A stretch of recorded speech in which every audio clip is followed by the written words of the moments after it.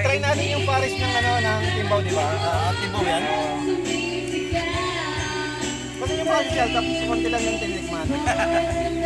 Alam mo yung lasa nung ano? Hindi pa nga tumatama sa labi na alam natin. Ng sauce. Parang nag-blend siya ng ano, with sour and cream, di ba?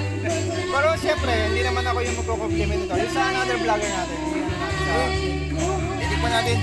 Para ma-update natin. Natin pa dito ha. Vlogger din kami. Okay, sibuyas pala. Mali na nakuha. Masarap siya, lasa mo yung cornstarch.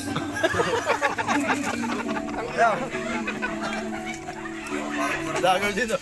Ay, another vlogger. Vlogger din ako. Another vlogger. Wow. May kanin ka, pre? Tinula. Panalo. Kasi pare Romel. Ano siya, makanin Tingnan mo, parang nagko-compliment yung lasa niya na, di ba? Ayan. Masarap siya. Kasi si Idol Francis. Ayan. Halimbawa, Sa Kayakas binili yan, pe. Sa may tapat ng Kayakas. Sa may tapat ng Kayakas binili yan. Wow! Bakit hindi na? Vlogger Jarwin. Yung Vlogger Jarwin. Kung nagdagdagan pala sa sili, masusulo na ninyo. Vlogger Jarwin. Vlogger din yan. Oo, vlogger yan.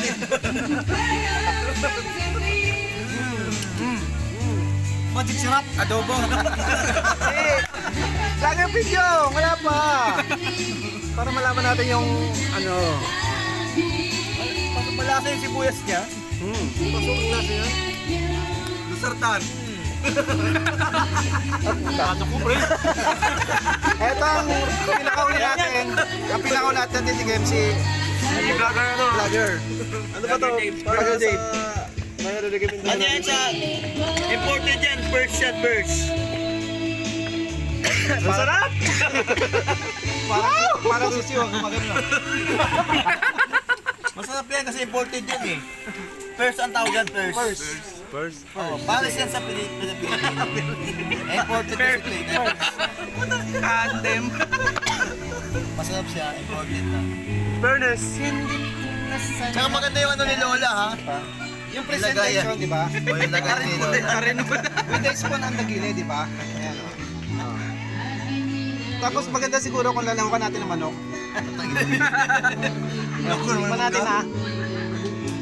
Susunod tayo. Kaya yung anong ipin lang kung diya tayo yung labi. Sarap siya. Okay. Yan ang sarap, marinokin. Pasado siya, pasado.